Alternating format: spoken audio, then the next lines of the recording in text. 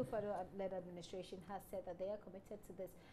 It's more than words we expect, actually. So we'll see how it goes. But as I indicated in my, and we're moving away from the land, the state lands and the land guard issues. As I indicated in my introduction, senior high school students are being trained to see living in filth as normal. That's my perspective to the issue of schools without toilets. So, by the way, it's just one of the many problems they face. This week, we've been checking on the free SHS. It has been our agenda.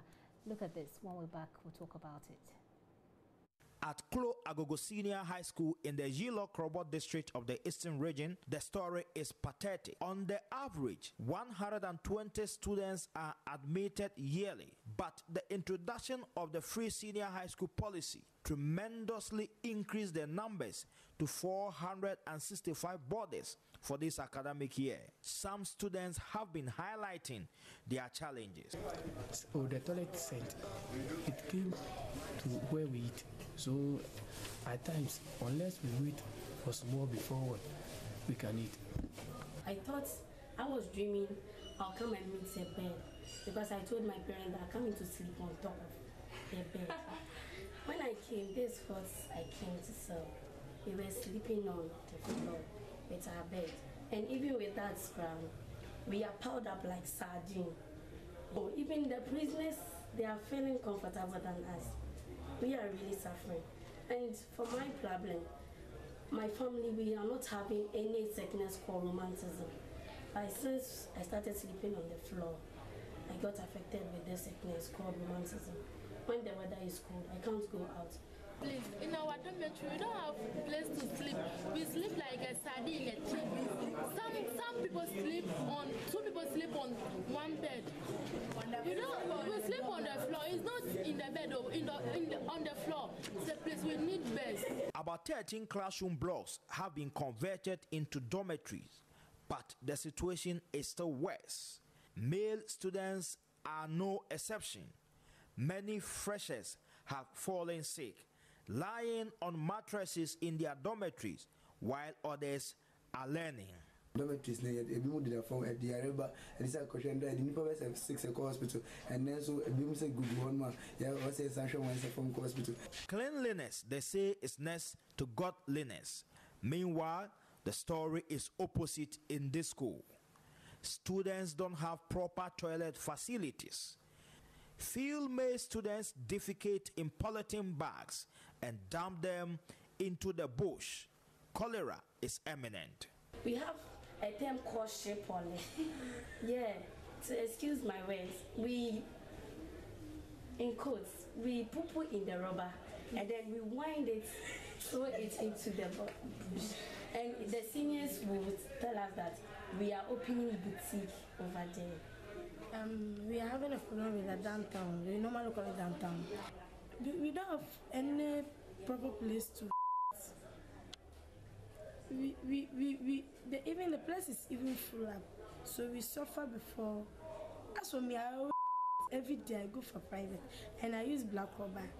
Even the black rubber, I suffer for getting some, but I have to use it. This uncompleted building has been converted into classroom block. Concentration level of students is very low as a result of disruption by animals. The classroom is not good at all.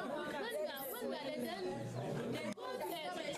One at a time. Goats and chicken will come and do it. Right now, I put banana. The goats come and chicken. Students sometimes regret accepting postings into the school. Prior to the implementation of the free HHS program, Keleo Senior High Technical School has a student population of 846. 664 fresh students were placed at the school by the computerized selection placement system for the free HHS program. 606 students, however, turn up and are currently pursuing various courses at the school. Since the arrival of the students for the program, authorities at the school have to deal with several challenges ranging from inadequate infrastructure to the quality of food provided at the school. Akwimato Jamila and many of her mates have complained about the quality of the food prepared from the kitchen. Sometimes the way they always do the food is not always good at all. They'll cook rice, TZ, you see it, you think it's even porridge, but we have to manage. The food is very poor and we are suffering here. Another first-year student of General Arts, Ibrahim Jara, recounts how the quality of the food is affecting the health of the students. Every day they used to send people to hospital. And one of the cause is the food, because we are not used to the environment. If we came here there is no good food for us to eat. Every day they used to send people even in the night, they used to send people. One of the effects is just like that. It is some few minutes past 11 a.m. Caterers are busily preparing yam with bean stew for lunch under strict supervision of the school's matron, Hawa Batong. They are slicing yam for cooking while the bean stew is on fire and allowed to simmer. Matron of Keleo Senior High Technical School, Hawa Batong, refuted the assertion of the students that the food prepared from her kitchen is not of good quality. With this free education concern, this time I can say we are very grateful. For example, when this free education started, we take eggs, we take wache with eggs, we take yam with beans, stew, palava sauce with mackerel sauce, and this is very amazing. We never expected this, so we are very grateful to that. And the students are happy. Anytime I want to say change, they say, no, madam, maintain it. So we are very grateful to the government. Headmistress of the school, Pogna Patricia Jere, spoke about the initial challenges they encountered with the food suppliers. As at now, though I have received some foods from my supplier, but some schools have not received food as at now. Even the way the food is coming in this. So if we had come together to talk about the food, we'll see how we can repackage these foods and then things will go on well. Because since the policy took over, since the Form 1s came, for the 8 weeks, we were using the continued students' food. We asked the suppliers to bring. We were using to feed them. But now that their food has come, and we are now blending them to see how we are feeding them as according to the national menu they have drawn for all the schools. Government released 20% of funds to the public senior high schools in the country running the free HHS program. Keleo Senior High Technical School received an amount of 80,000 Ghana cedis in that regard. Headmasters and headmistresses are afraid to use the money because they came without guidelines. Patricia Jire again. It's 80,000. It's in my coffers, but now it's in my bank account. But there's some civil war in my head. As what is this money? The 20%. It's not on white paper for us. What are we using it for? Some say we're using it for perishable goods. Perishable goods are relative. What are they if they're on paper for us to follow, so that we might not deviate? I think it will help us. Because everybody now, including me, I'm even afraid to touch that money. Because it is not spelled out. It's only here say that this money is for perishable goods. And perishable goods are relative. Probably if we could come to terms, they should put it on white paper like the guidelines for the free education they have put on for us to look at. It's guiding us very well. So if this 20% expenditure could be put on paper to guide the heads, I think we'll be very grateful. So you have your money in your account, but you have no... I'm afraid to touch it. When they say perishable goods, I know some of the perishable goods, but I'm afraid to touch it. Just as other heads that are afraid to touch it. Students of the Keleo Senior High Technical School said they are waiting with bated breath for government to fix the challenges. We are just pleading, because if we don't have something you want to plead, no, even if he delay, but we don't want him to delay much. We will learn that it's free education. So if everything is free, we must study free too. Reporting for JoyNews, Rafiq Salam, Keleo. When you expect to hear why and you hear Kaleo, it makes you laugh, doesn't it? But this is a very serious issue, and it's not just that's not the only school. I mean, there are other schools who are going through several. I don't know how to express it, but it's really worrying. It's really disturbing, and I am asking, what kind of adults are we breeding? What kind of, these are people who are supposed to, what kind of environments? Does it even make it easier for them to learn, to study, to become who we want them to be? I don't know. Let me find out from you your thoughts. Let me start with you. You know, in the report, Yeah. he in the beginning part of it, he said cleanliness is next to godliness. And today, I happened to be driving it around. And I realized that I could bet my last city that we have more churches than we have schools and hospitals combined. And we are all dressed in our brunya tadia and everything, very spruced up and everything. We're going to church and back and all of that. Interesting part of that is when we come out of the churches or places of worship, the typical lawlessness and indifferent nature of us come out. So we come Sunday, everybody is all, now everybody wants to go to heaven, that's why we go to church. Now look at the filth that we leave these kids in. You build schools without places to. Places of convenience. Okay, and you expect them to, you know, grow up and become. Well, they have what? their own strategy. They were just explaining Well, see, to you. we're fighting Galamsey. It's a national course right now, right? Now, that's abusing the environment too. If we just, and I always say that, listen, we cannot pick and choose or do piecemeal when it comes to fighting these issues. If we're fighting the environment, let's look at it holistically and fight it. What they're doing is just as crazy as Galamsey. But do you feel that this, I mean, the picture that you see in this story actually tells you of a typical Ghanaian characteristic? Because I can say that this is not happening in just the school. It's probably happening across several schools, happening in homes, happening in several places.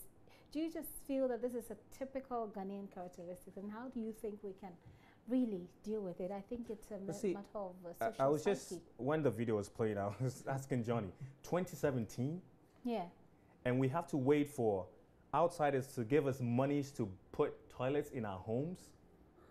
And then we spend the money so we have buying V8s and acting all suave? What is wrong with us?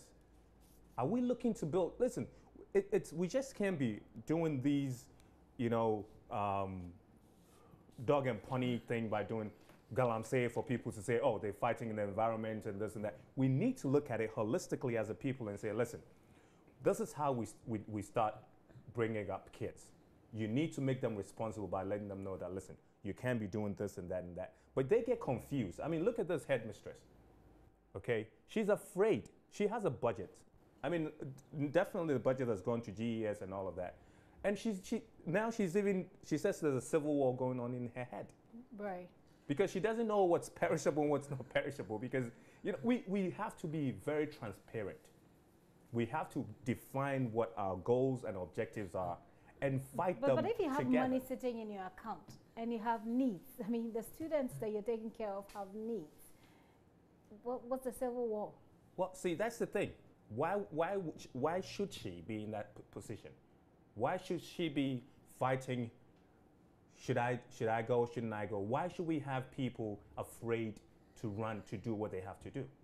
We've created that culture in this nation where people that are put in positions are afraid to do what's right because then, hey, I can get in trouble because I stepped on this person's toe. Because actually some head teachers have had troubles, you know, so I mean, implement the free listen, you SHS. tell, I always approach police officers and I ask them, you are standing here and this is happening.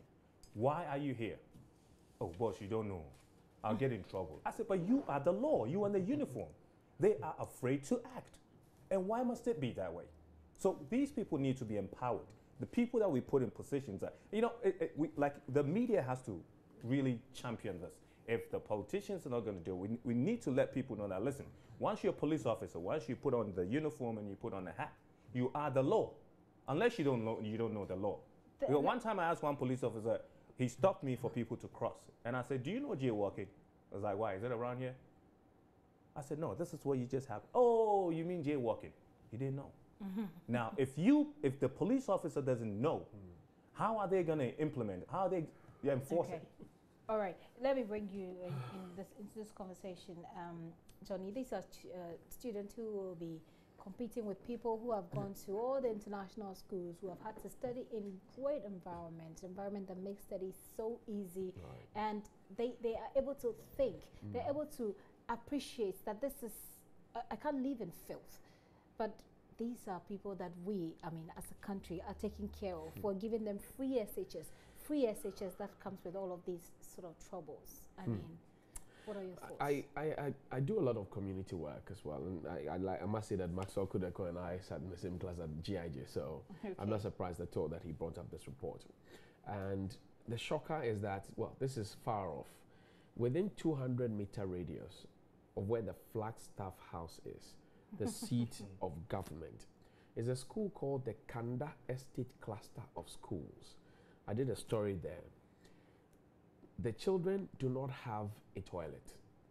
I think the toilet, there's a problem with the toilet, so it's been locked up. I got it fixed. So I got it fixed. See, the point is that the toilet, the old one was demolished, and the new one was constructed. And then due to the maze of bureaucracy, it was locked up for 2 years. So when we moved in there, we got them to open it. In fact, at the time,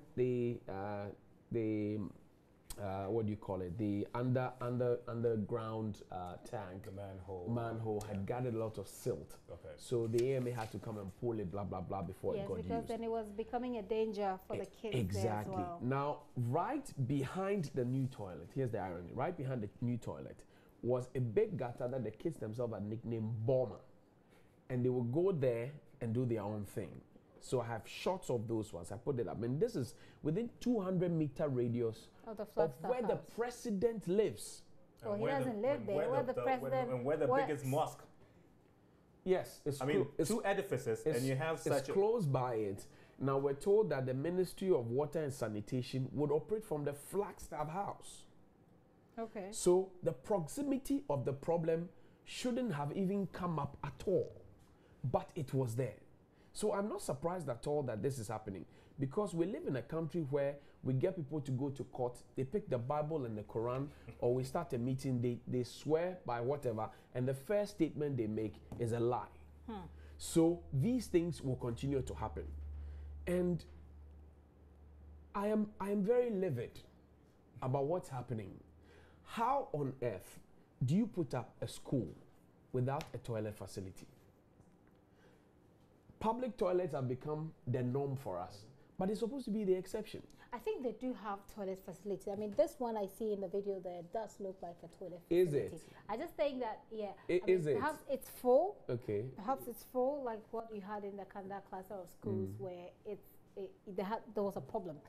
Because they'd used it for so long that it was now becoming a danger.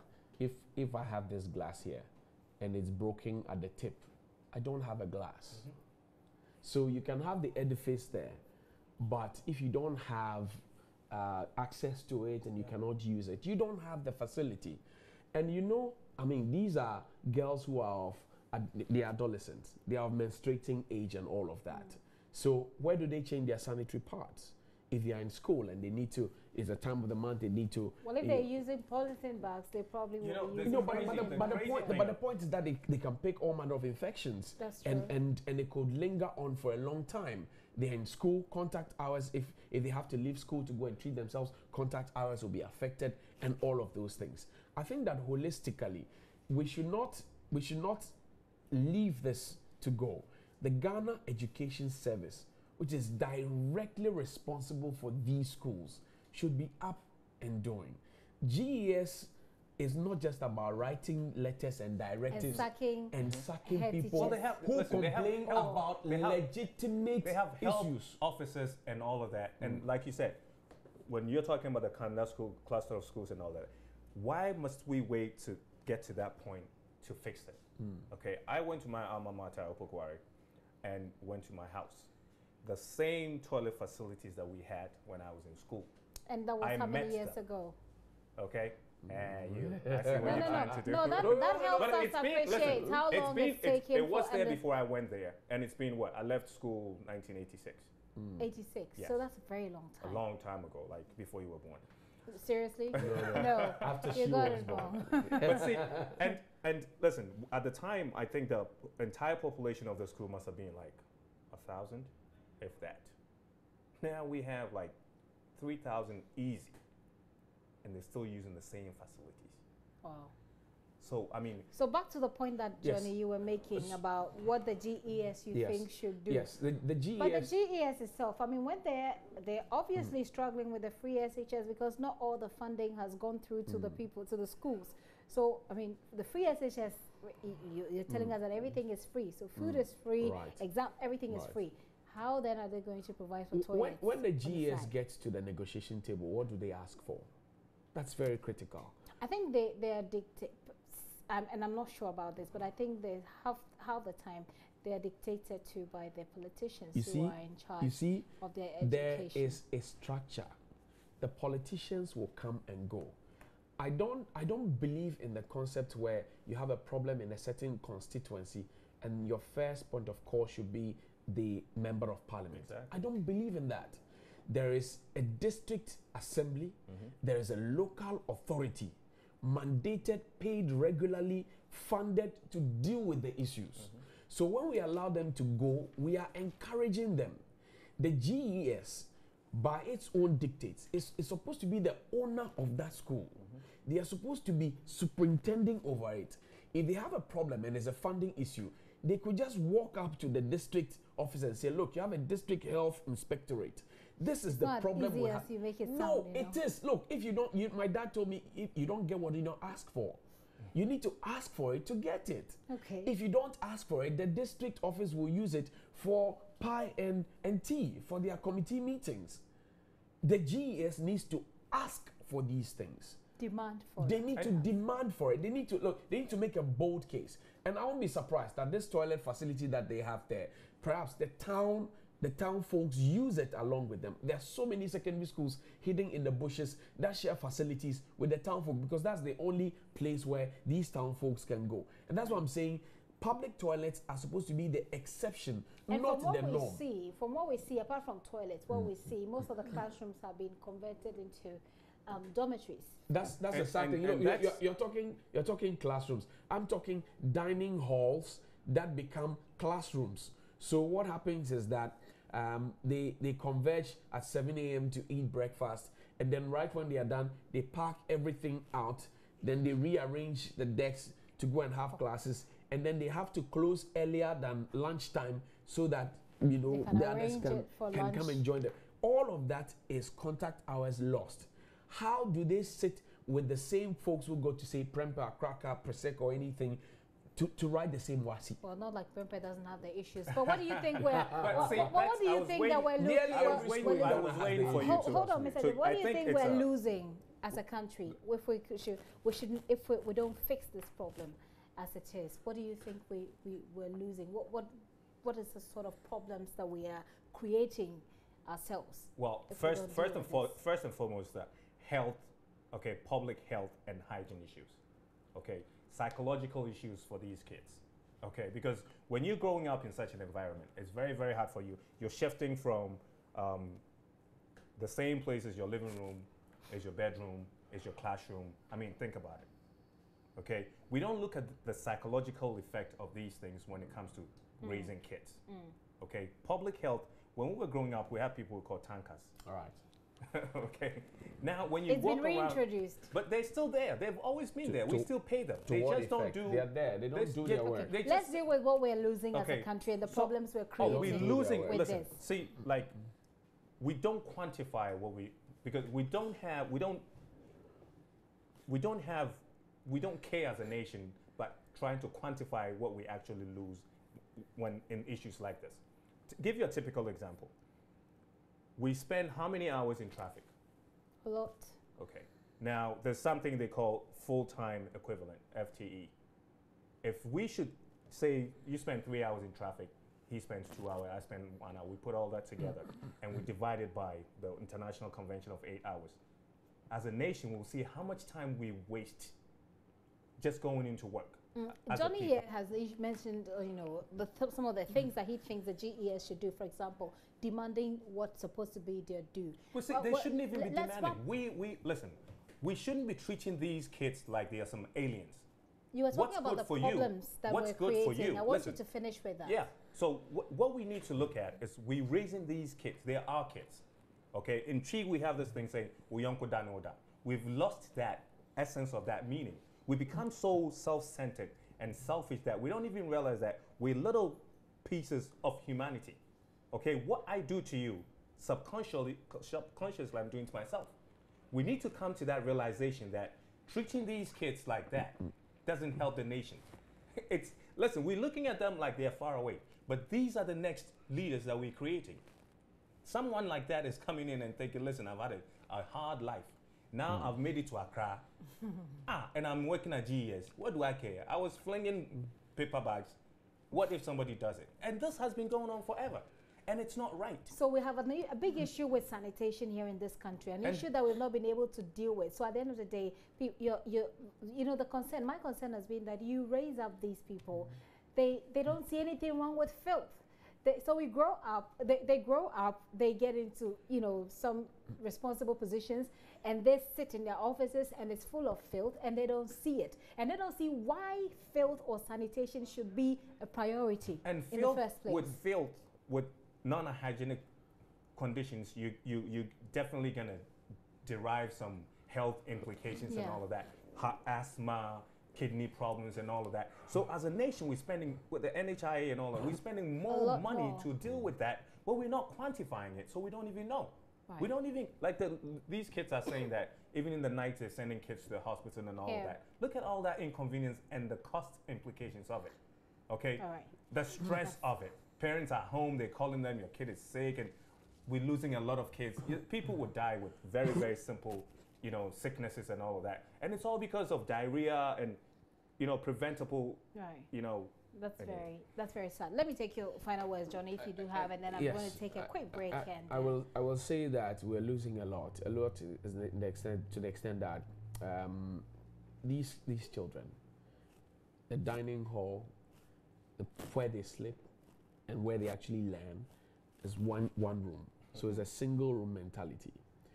And it is wicked because pedagogical approach will tell you that the change of environment gives the learner and the instructor an indication that, okay, we have left the relaxed eating area. We have moved on to the classroom. This is serious business. So even for them to be able to grapple what is being given to them is a big problem. And we lose the chance of getting these children to be patriotic in the end. Because if they cast their minds back 10 years after they are done with school, and they remember all the things that were done to them through no fault of theirs, then they will start thinking, why should I even give anything? And most people do it. Look, there's a new craze on Facebook where people say, I'm proud to have gone to this school. And I've seen so many prominent people who are not interested in it. And then I go into their inbox and I ask them, say, well, when I was in school, I did that, So we lose a chance of getting them to be patriotic. I think also that as a matter of urgency, too much talk. We have a water and sanitation ministry.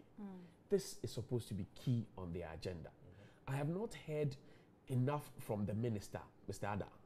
I've not heard enough from him. That's perhaps because the media itself, when it comes to the free SHS, has focused largely on the education ministry. We shouldn't tell Mr. Ada what to do. Mr. Ada Swan ought to do his job. He should know what to do. He should let us know what his plan is so we can trumpet it from him.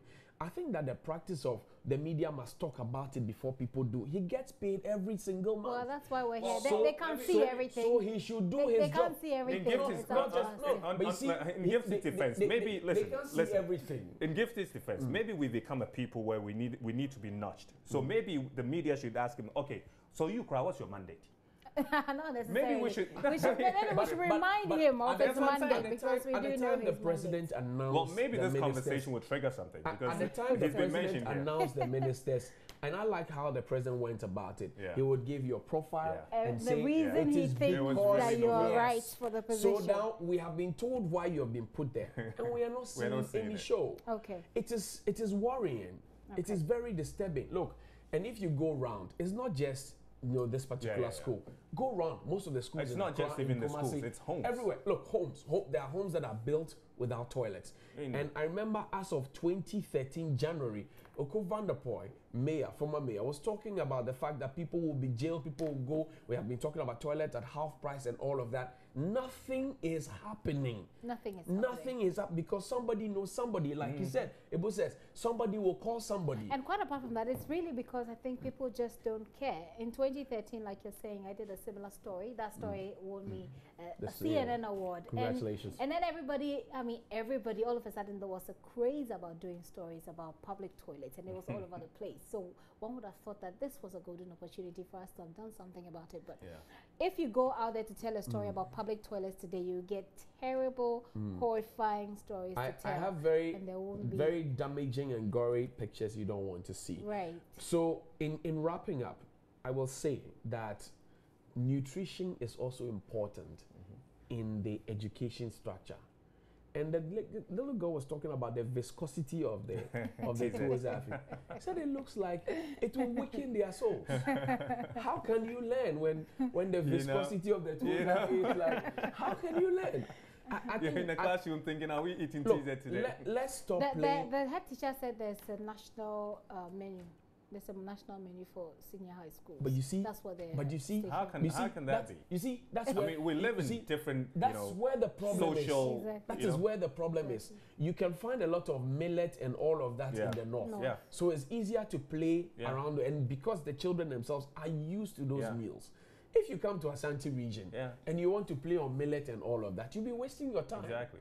So look, let's get this thing done right. We don't lack capacity. We have nutritionists, we have professionals, we have public policy gurus and everything else, and we still are lacking these things. I'm not happy at all. I'm not happy. Well, in this day and age, you have people who do what the boys would call aluguza. They will fly the Charlie, come on. We may be laughing, but this is a serious matter. Yes. And there are still a lot of people, not just in the schools, there are so many people in communities who have to live this way. Perhaps that's why we're never getting to the end, to the bottom of the issue of sanitation. You're still watching Editors Forum with me, Gifty Andor. I'm here with Johnny Beresford Hughes. He's with the MG Group. And of course, with Mr. JB, he is a blogger and a media analyst. We've been talking about schools without toilets. We've looked at the land guard menace already. We've looked at the cheap sale of state lands already. I'm going to take a break. When I return, we'll be looking at what's happening within the NDC, do a bit of politics, which is not something that I have an appetite for at the moment, but we will talk about it. We'll talk about the NDC leadership and the cracks, so-called cracks there are. We'll look also at the president's tour. This Sunday, he's been around a few churches as well, and then we'll look at the energy bond. Please stay with us.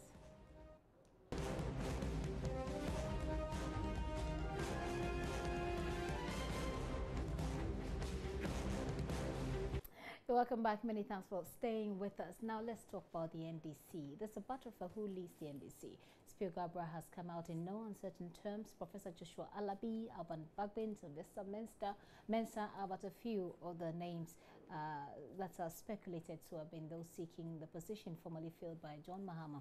We're told that there is pressure actually on the former president to stand for election as a party's flag bearer. And whilst he has been reluctant to state clearly whether or not he will, this week, all 10 regional chairmen of the NDC issued a communique throwing their weight behind him. Listen to Ade Kuka, the Greater Accra regional chairman.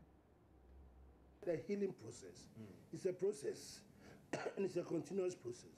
And as you are going, other factors come into it. Part of the healing process is that can you consider contesting? It's a part of the healing process. So that if I am heard that we've lost an election, and I feel that, this person is going to come and help us win back, I'll be healed and necessarily work very hard to ensure that it is done. So it's part of a healing process. But these other individuals have supporters. For instance, for the Honorable Alban Bagbin, a group of people organized a press conference in Northern Ghana calling for his candidature. Yes. Do you think these people feel like they have been healed? They feel like the party is going through a unification? But if they also have somebody that they think can come on board, it is welcome. But you are regional chairman of the party. No. For regional chairpersons, all 10, for regional chairmen to make such an emphatic statement that this is what we are picking from the ground. And you are saying that it is only former President Mahama whom the supporters are calling for. You see, but these I'm saying that for someone else. We use the word teaming, and you said the press conference was held. So there are two different things, and it's all part of the process. When those who had held the press conference to say they support, they want bargain to, were they attacked? Nobody attacked them. It was taken in good faith. Other people too are expressing their opinion, and we have the people who came to make the press conference express their opinion. And we as regional chairmen have been told by our supporters that this is what we want you to go and tell. They could not go have a press conference. Why not? Why not? Well, you can't have all the team people meeting somewhere together. They've got representatives, and that is why we are there. That's why we are party chairmen. So we are expressing this. We are passing on the sentiments of the people, which we do. We always. Adekoka is the Greater Accra Regional Chairman for the NDC. Okay, I'm not sure if you are political pundits, but let's see. Let's see how. We live in Ghana. You live in Ghana. Okay, so with what's happening in the NDC, I mean, lots of people are wondering, will this, by the Kwesi report, everybody knows that, well, the reports that's available to us in the media, because a lot of the party people have denied that report as being authentic in the first place, so that's okay. But so that would be the Joy Kwesi report. No, but even the summary that Professor Kwesi himself gave when they launched, you know, that the day they said that the report was over and the report was ready, etc., points to the fact that there are deep problems within the party, and that's why they are on a reorganization path. They say they are reorganizing the party, and so that's a fact. That's a fact. So, looking at what's happening at the moment, 10 regional chairmen, they all come together and say, we are backing you to be the flag bearer. Now, there are also other names that have come up within the party. Do you think that the party, if I say will survive, a lot of people will say they've gone through worse and they've survived. But how does the future look for the NDC in your perspective with all that's happening? Because after the 10 regional chairmen did what they did, there's also a group that's asking them to resign from their offices. Well, if you look at their own party structures and their constitution and all of that, I personally would say that the chairmen have erred, okay? Because granted, Mr. Mahama was the former president. He's not the leader of the party now, okay? He's not the flag bearer. He's a former president. He's a former president. A former leader of the party. So he's for Ghana. So that is on the side. Now, everybody else that comes forward to run for the flag bearership would be another member of the NDC. So, like I said, I wouldn't know why. I mean, these chairmen would be going out for re-election themselves. Yeah. Okay, so why are they jumping the gun by endorsing one candidate? He hasn't even declared if he's going to rerun. So why these is it in the are party people. They have been in touch with those other grassroots, and they are saying that this is the vibe we're getting from now from our people. Different if ordinary. If it's different if ordinary party members come up and say, okay, I'll add your boys for John Mahama, or I'll add your boys for whoever. That's different. But these are regional chairmen, okay? They're supposed to be like the gatekeepers, you know, making sure that there's like unbiased, you know, anybody that comes to them, they should treat the same way. So if you come in like that means like you have you have your mind already made as to who you're going to support. Meanwhile, when you go to the primaries, it's very likely that you wouldn't even be the chairman when it comes to that point.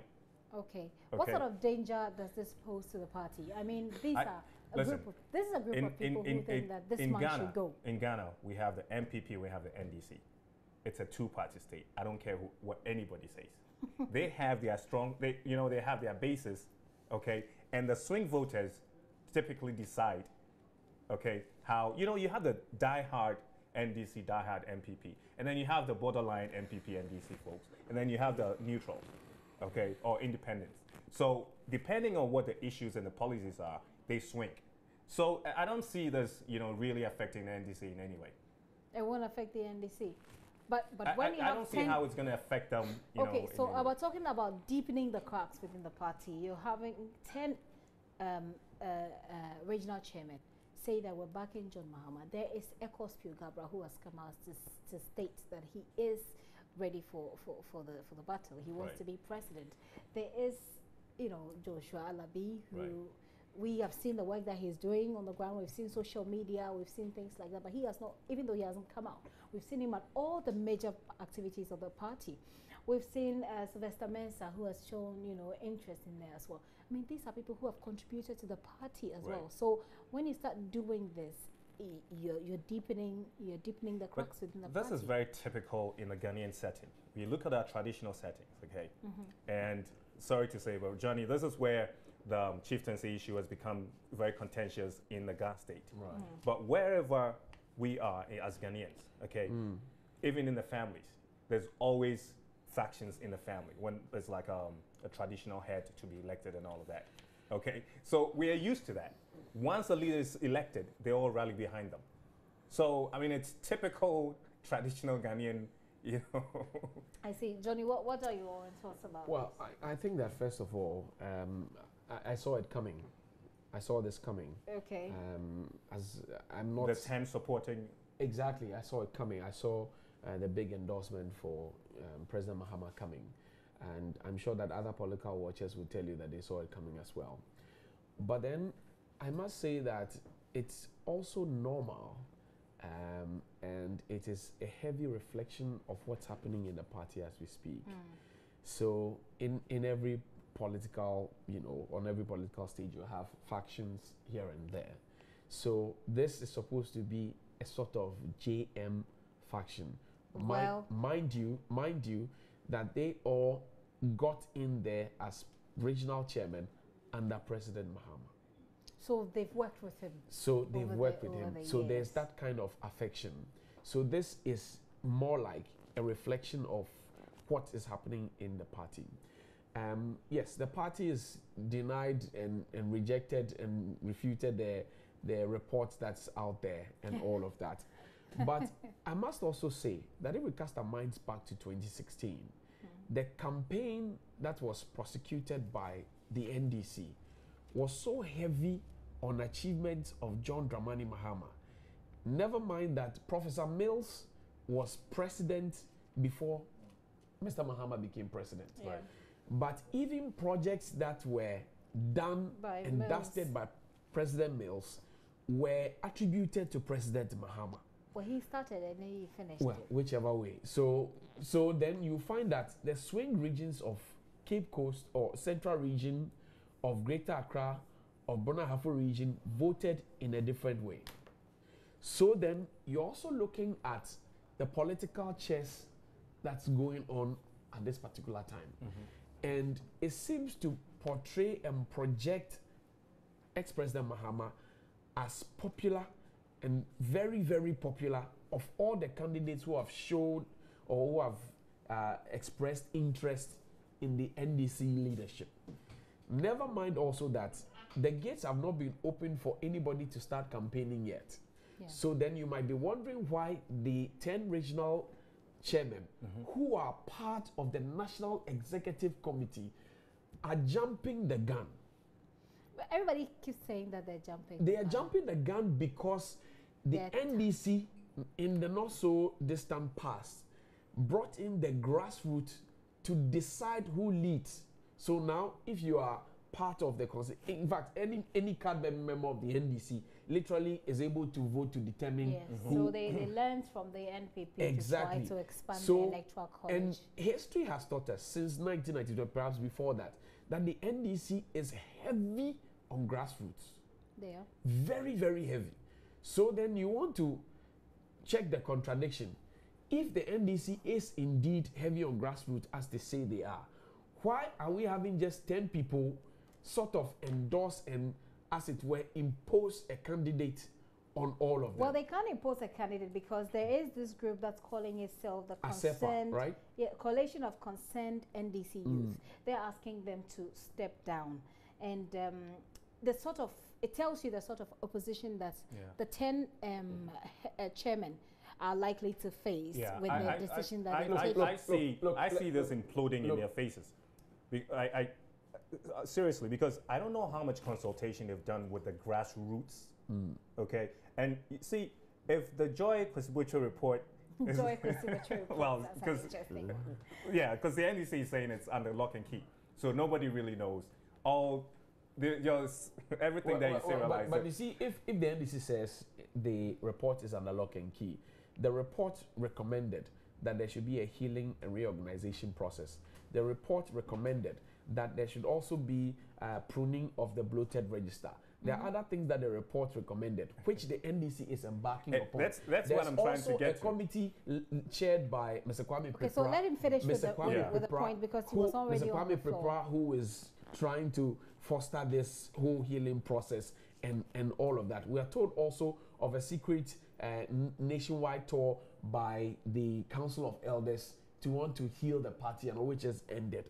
So these are things that are supposed to be in the Kwesibocho report, and we are told that the report is fake. I think that this whole charade is to drive our attention from asking for the Kwesibocho report. You remember that when the That's what you think? That's what I think from a political communication point of view. That look, we asked heavily for the Kwesibocho report. Right. And then we were told... So this is to change the narrative, direct you elsewhere. And which is what politicians do all the time. They will bring up another controversy to take your minds off it, and then you jump on that. What did they stand to benefit? At this point, the NDC's argument is... Whatever brought this, these 10 party chairmen from writing this, which the office of the former president has said that they are not interested at this point, is the unity walk. Now, the unity walk has become the unity talk, because from the northern region we've gone to the central region, and mind you, at both walks we have other candidates. Spiogabra was there, Nia Masana Mali was there. Nia Masana Mali, like seriously? No, but he says he's thrown his weight now behind Professor Alabi. But yes, he told us the other time. But the point is that they were all there. So if it's supposed to be unity walk, why does it seem like it's just a platform for former President Mahama to address? And then after two of those, then you have the party chairman. There's this concern among the names that you've mentioned about the names that are being speculated to go. That the national executive, there's some sort of liking. They are a bit more biased towards John Mahama. But you wanted to make a point, and I was trying to make that about them releasing the report. Right. NDC is saying that the report is for their consumption. It's for and they're not releasing it, no matter what you do. Well, we have it, so they can hold on to what they have. Maybe that's you have the Joy one. The Joy coffee. So looking ahead into we've started a new week. For example, you think that the NDC brought this up, or these chairmen brought this up because they want to, so to speak, divert attention? Not just that. I'm talking about events leading to the announcement by the 10 regional chairmen. The unity walk, and all the other issues that have come up. You remember that those issues came up immediately. The call for the Kwesibocho report became heavy. So you think that there's a concerted effort to keep the Kwesibocho reports, from people, because politicians do that to us all the time. Because when it's released, what? Well, when it's released, I mean, the worst could happen, but where the worst is. But I'm saying that the NDC knows how to certainly play their game, and they're playing it. Now they've got all of us talking about 10 regional chairmen endorsing President Mahama. Yes, I mean, that's a big deal. And largely, we all seem to be forgetting about, I'm sure you've also noticed how bigwigs like Professor Alabi, Spiogabra, and the rest who are gaining traction have all suddenly, are being forgotten. For all you know, this is part of the strategy. Strategy to do what? to market or remarket. Okay, I'm gonna make this your final comment, and I'll take a final comment if you do have, so we can move on. So my final comment topic. is that I'm saying that cast your mind back to the 2016 election. Look at the swing regions: Greater Accra, Central Region, Bonafu Region. Look at how they voted, and look at how the walk or unity talk is being prosecuted. Okay, is it an agenda to try and reclaim these people? Is it an agenda to sell the NDC out there? If it is, why are the regional chairmen jumping the gun? What would then become, because part of the big challenge was voter apathy for the NDC. It is the people didn't turn up to vote as much as we know. Right. So that if we are doing these same things and leaving the grassroots behind, what will become of the decision that they have taken? Will there be an even greater apathy? Or do they have a bigger plan that we don't know of? We'll see how but it goes. Ultimately, I think this is to get our attention off the Kwesi Botwe report. Okay, is well, that representative of your final word? Well, not exactly. If we're looking at those three regions that Johnny just said, then it would be shooting themselves in the foot, because then you have the Joshi Alabis and Niamosamale and all that from these, Greater Accra and all of that. By sidelining them, by, unanimously endorsing them, then you're cutting out that Greater Accra base and all of that stuff. So I just feel like, they simply jumped the gun, like we keep saying, and maybe it's part of their strategy. Maybe it's part of the recommendations from the report. Who knows? In the coming days, we'll see. We've just started a new week. In the coming days, we'll see. But talking about the NDC, do you know that the minority in parliament is accusing government of pursuing a bond which cost the nation over 177 million cedis, with 80 million cedis being cost for administrative charges alone. Now, that amount represents about 25% of how much was raised, and as such, they are demanding answers. Indeed, Ghanaians want the answers. Let's listen to minority spokesperson on finance, Ato Forson, Lato Forson, and then Kojo Pong Kruma. See if we can have a quick chat about that once we're done. NDC had a superior market strategy as against the MPP. NDC had a superior economic management team as against the MPP. And it is evident. Look, names don't win matches. Names, CVs do not win competitive matches. It has nothing to do with names. What matters is ability to sit down and work. I would have wished to guide this administration if I am asked to do so, in the interest of Ghana, to make Ghana a better place for all of us. But obviously, we have an administration that believes in what they do. They think they are the best. The vice president always insults us, minority. Yet, nobody has said that he's attacking us. And that is what I find it unfortunate from you, the media, and the civil society of this republic. That in one breath you have a vice president who is insulting us, nobody talks about it. Yet, Ghanaians expect us to give them advice. I would wish to give that advice to the government and to guide them, to shepherd them into the right. At the beginning of the year, we said our debt stock has gone so high, GDP hasn't gone so far, so debt to GDP ratio is almost at 74%. We have to start bringing it down, maybe somewhere to about 65, 60 thereabout, so that our debt is sustainable. It is one of the measures for debt sustainability. So if we have, and we've been paying down heavily on debts, what we are saying is that let's go onto the bond market while we are paying these debts, and let's raise some money to clear this other debt in the energy sector once and for all, so that the trickling effect, like I've been describing to you, happens. Now, if we, however, go and raise the debt as a sovereign debt, as a public debt, let's say on the Eurobond market or some other international market, we go and say we want 10 billion, one transaction, bam, come and pay. We promise a high interest rate, we back it with a sovereign guarantee, we collect the money and come and pay. We take our national sovereign debt back up. Debt sustainability goes back up. It's counterproductive. It's not that we don't know that, we know. So we elected to go another route. And the route we elected to go is that, wait a minute, these SOEs themselves are private, well, their debts are not considered as government debt. why is it that in our bid to solve it, we want to create federal government debt? We shouldn't. So let us set up a special purpose vehicle. That's the SPV that is being talked about. It's a special purpose vehicle. It's a vehicle specifically for this purpose called ESLA PLC with a nominee shareholder. And we are doing two things. We are assigning to ESLA PLC the ESLA revenues that will be coming in.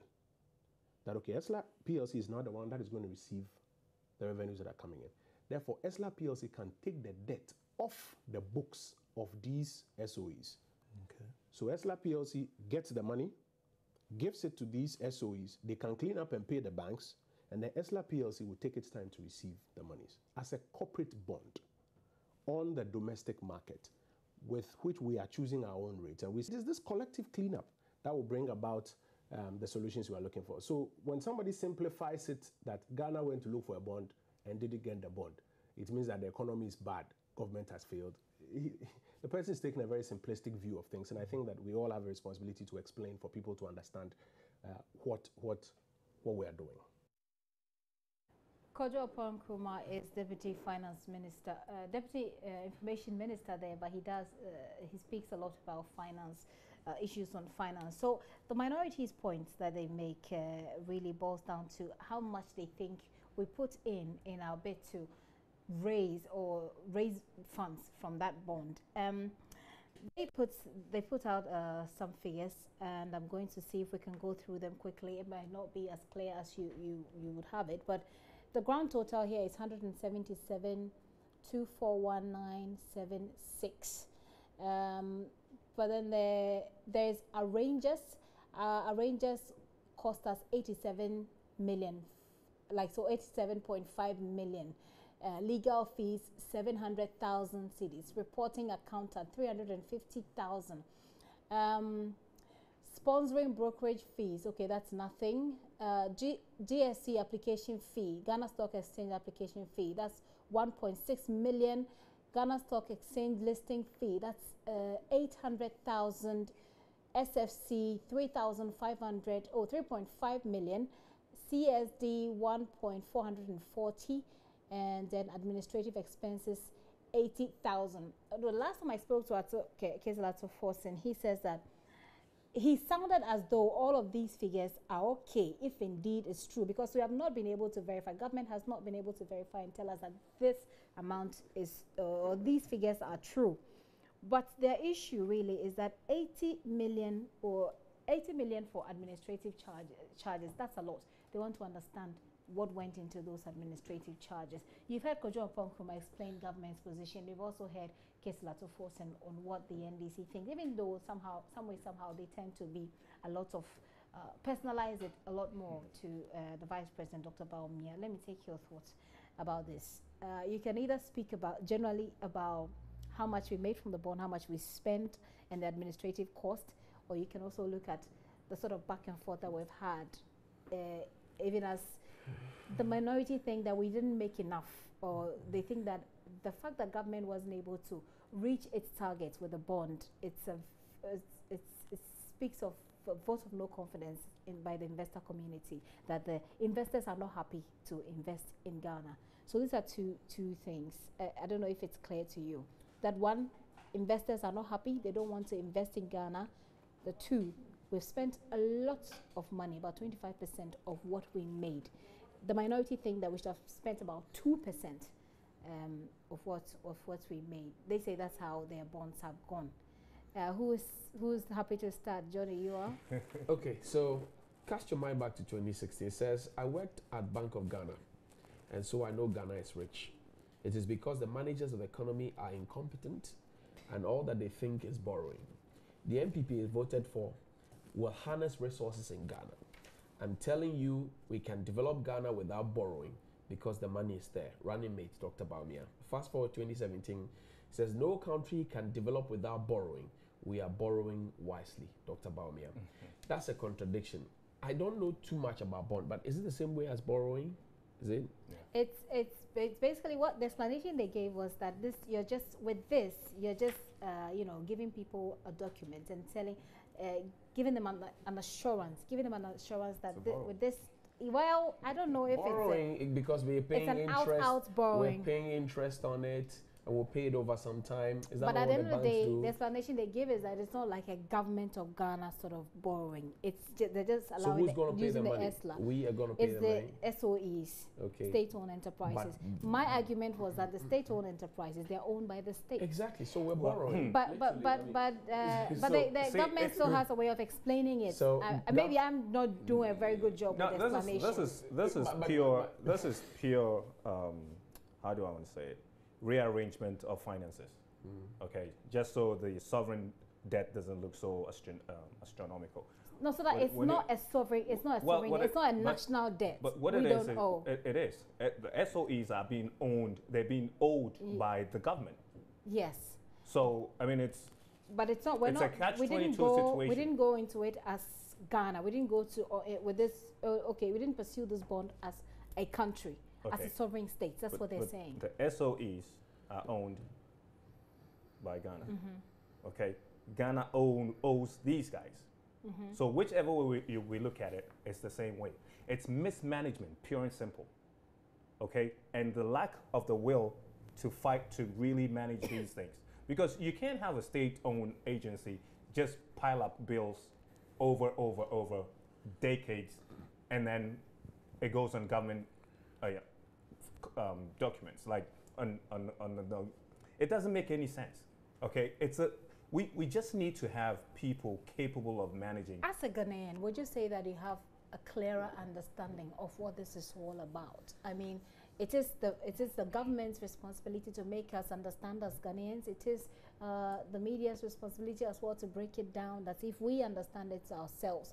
Do you feel, I mean, quite apart from the media analysis, etc., as a Ghanaian, do you feel that this has been broken down well enough for you to understand, for you to know what's at stake? Well, see, this is one of the difficulties we have as a people, especially the leadership. When WikiLeaks broke out some years back, okay, one of the very striking, but let's see if we one of the very striking comments or segments of WikiLeaks was how removed the political class was from the populace, and nobody even looked at that. We just looked at the someone has smoked weed, someone's done that, and forgot about that. So, like he's saying, we don't really take time to really explain things to the granular level for people to understand it. Okay, this is basically what it is. So what we did to create this debt is still going on. Okay, I would say as simple that, look, we've had the arrangers, Fidelity Bank, tell us that is a process because we went in for 6 billion. What did we get? We got a little over 4. Add to that, we do know that the first one, which was a 10-year, was over 7 years oversubscribed. The next one was not subscribed. So there's a 10-year, 7-year, and there's a 5-year. Exactly. So point is, if the government has done wrong, they must man up, come clean, and apologize for doing a bad job. So or explain to us. I mean, whatever it is, we're looking for it, whether it is 19.2 or 19.5 or 20.30, whichever it is. It is our money. We're going to pay eventually. So it is the tax, the politicians' dream and the taxpayers' burden. We pay the bills, and they must give us some respect. Okay, give us some respect. It does appear to me, though, that it hasn't been well explained, broken down for every Ghanaian who to understand exactly what's at stake. But we've run out of time, unfortunately. What we wanted to talk about that we haven't is the president's tour of the Greater Accra region. But Johnny did say a bit of it at the beginning, so let's just hope that it covers for it. In the meantime, he's been asking for support to deal with vigilantism and also to deal with corruption. A lot of people are not necessarily impressed, by the way, about how the government has handled this issue. But in the coming week, in the coming days of the week, we'll see whether or not things get better or worse, or we just get tired of talking. My name is Gifty Andopia. This has been Editors Forum. I've been here with my guest, Johnny Beresford Hughes. He's Beresford, isn't it? I should leave it out. But this Johnny Hughes is fine. Okay, Johnny Hughes. So people don't say I'm not Ghanaian. Beresford Hughes. Okay, so Johnny Hughes, source of New Day at the MG Group, and I've been here also with Ebo JB. He's a media analyst and a blogger. Of course, I've not been doing this alone. I've been here with Justice, who is for sound, Yao Forcing director. Forgive my co-producer Abraham, and Fruit on camera. Thank you very much for your time.